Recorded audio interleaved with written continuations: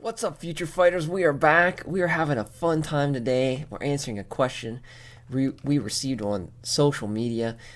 Just curious, do you talk about your decision to use GameMaker in one of your videos? Then the follow up. And if you had a do over, knowing what you do now, would you choose it again?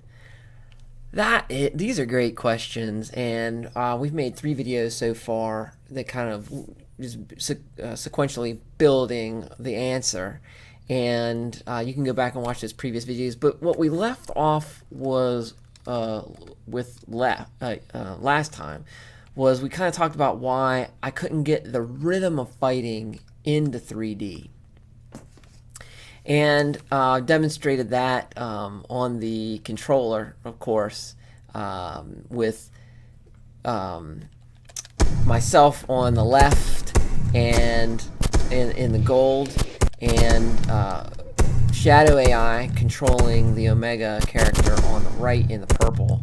And you know, you're seeing my controller, you're seeing the moves that I do.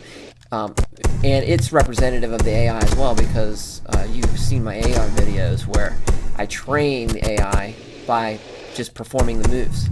That's kind of the learning system that I built for the AI, rather than just code each move individually one after another. I programmed the AI to follow my controller and learn from it. And the decision-making capacity, of course, of the AI is that it doesn't have to put the moves in the order that I do. It can choose, based on the situation and what it wants to do, which moves to do and which ones not to. So that's all good, but you have to have animations first and foremost, and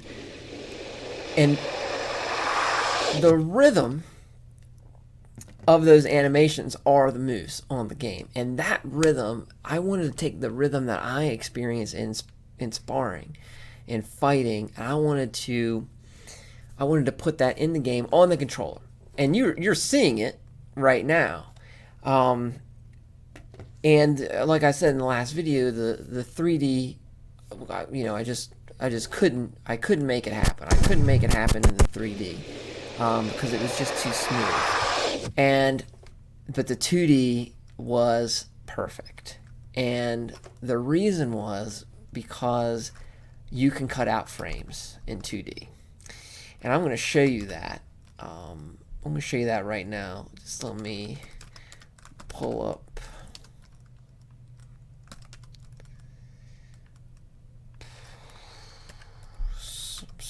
my sprites here.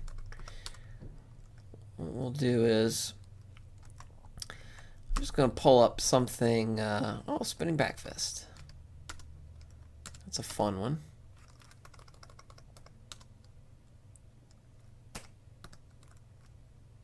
Alright. Let me open this file.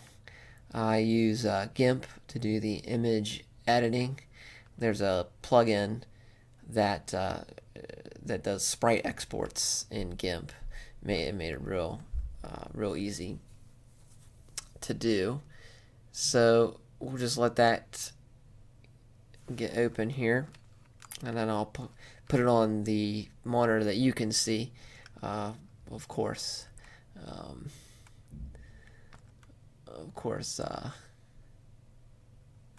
I've got multiple monitors, of course.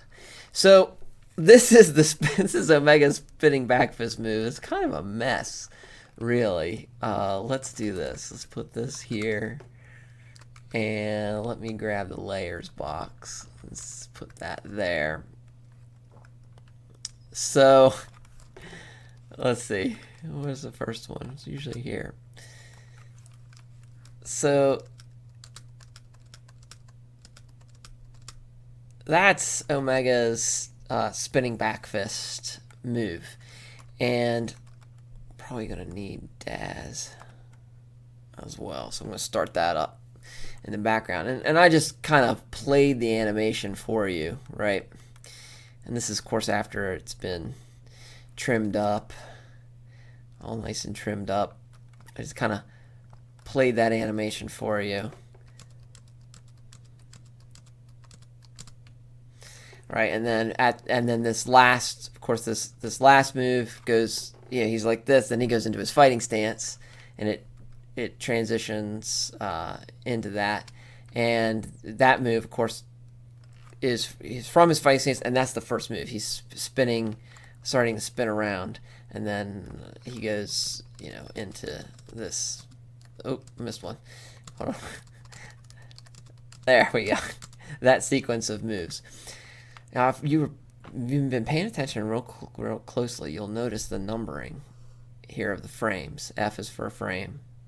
2, 4, 6, 8, 10. 2, 4, 6, 8. There's frames missing. All right. What does that mean? Okay, hold on. I gotta find this file. What's this called?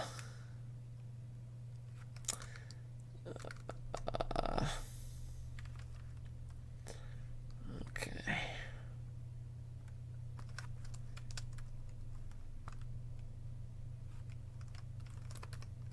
All right. So what I'm gonna do is, this is the 3D software that I use, and you're like, wait, I thought you said you did a 2D game. Well, I did. I used a rasterization process like they did in the original Killer Instinct, where I make the characters in 3D, and then I render them to 2 dimensions, and that's what you get. So, because I'm doing motion capture, and motion capture is in 3D, so it's just a blending, really, of the 2 technologies. Is really what it is. A lot of fun.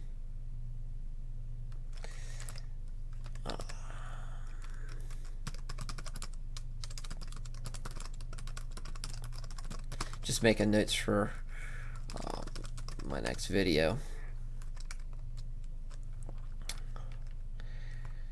Okay, what I'm doing right now is I'm looking for the spinning back fist animation in DAZ. Here it is. Just load that up real quick for you to see.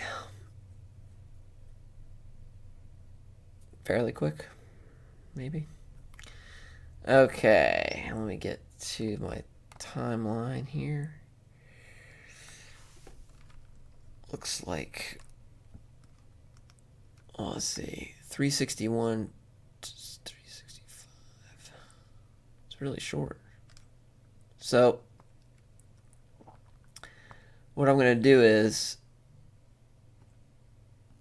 I'm going to switch to this timeline. I'm going to play all the frames. Okay.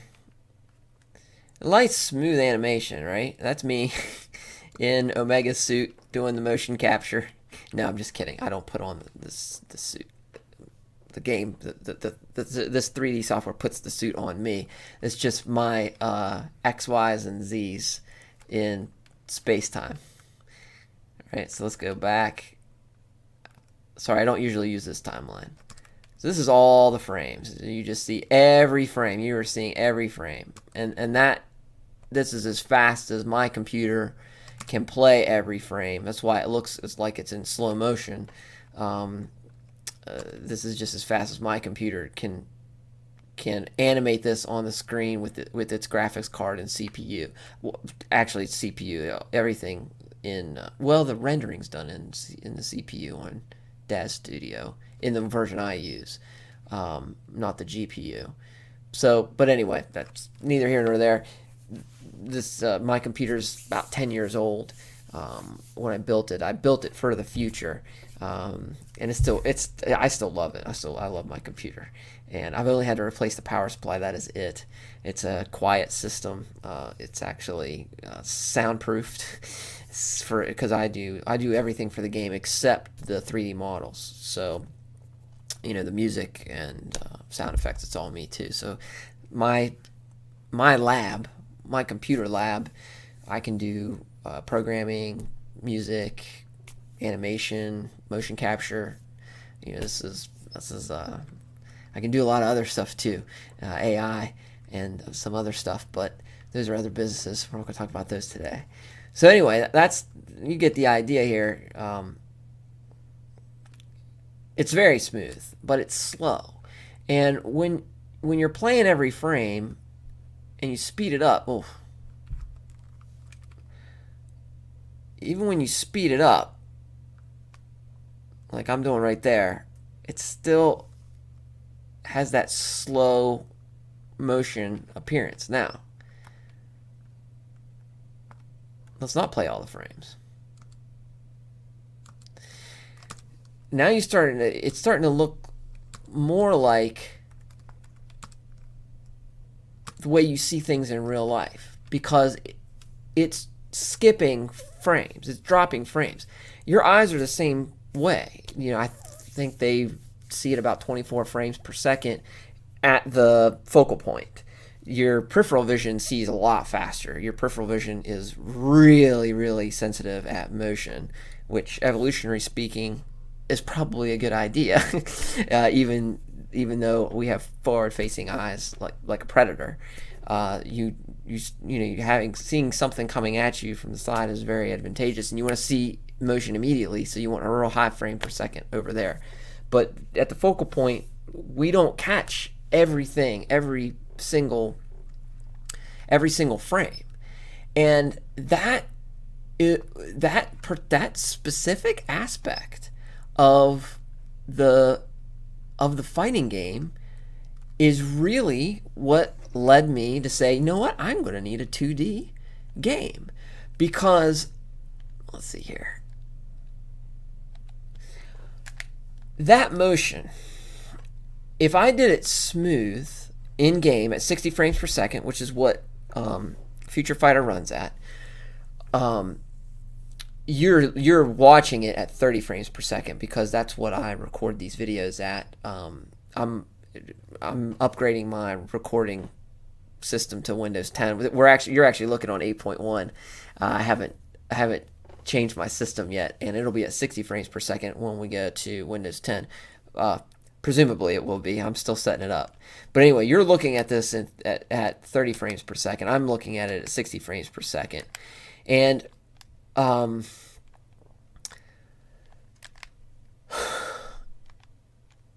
you're not seeing every frame. But what that allows me to do is, it allows me to get the motion and the impact at the speed that I experience fighting from a rhythm perspective on the controller.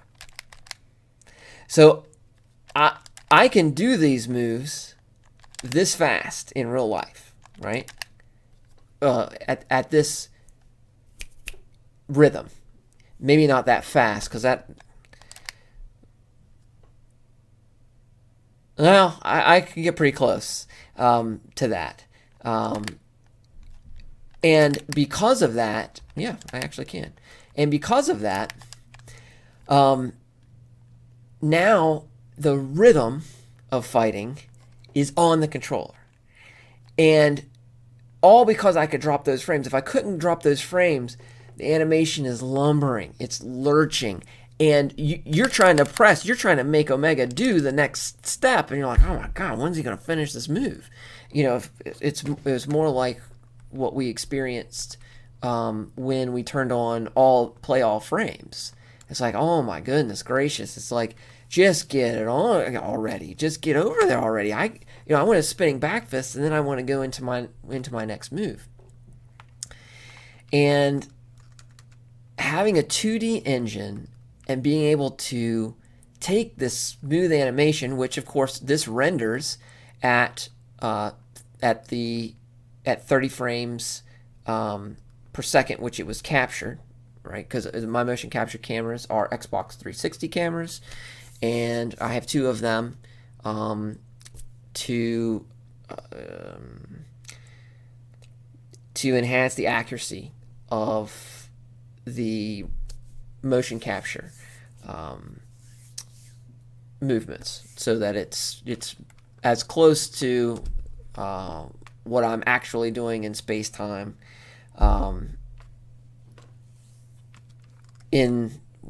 into the 3D software, right? And you take this and then you render it all out. You don't render it out like this. You render it all out, each of those frames. Then you can take out, in this case I took out every other frame, but you don't have to. You can do any combination you want to make it look and feel like the way you want to in the game. Now, of course, I have an advantage because all the feeling and the rhythms, they're in my brain from my martial arts experiences.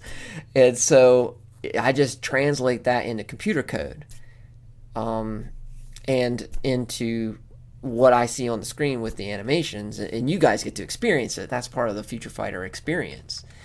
And to have an engine to do that, you need a 2D engine. And what I found was, GameMaker, from a 2D engine perspective,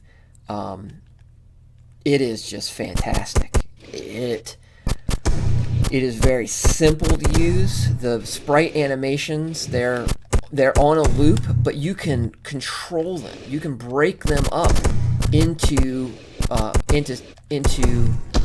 sequences and with algorithms and make them play how you want, so it looks real. When he does that forward kick, it looks like I would do it in real life, and you just have unprecedented control over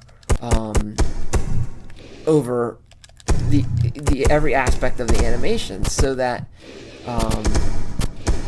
it both looks and feels like what I experienced in real fighting. And that is one of the big reasons that I chose it.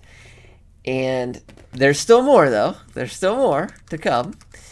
But before we get there, I want you to go to docbrockgames.com, and I want you to check out the alpha version of the game. You can check out the features that I have so far. You can check out the 2 characters that I motion captured into the game and some screenshots of them demonstrating some features that are in the game. You can pick up a lot about the game actually with those screenshots, but put your email address in. I want to let you know when this game comes out, and then come back to YouTube because we got more explanations to give. I'll see you there.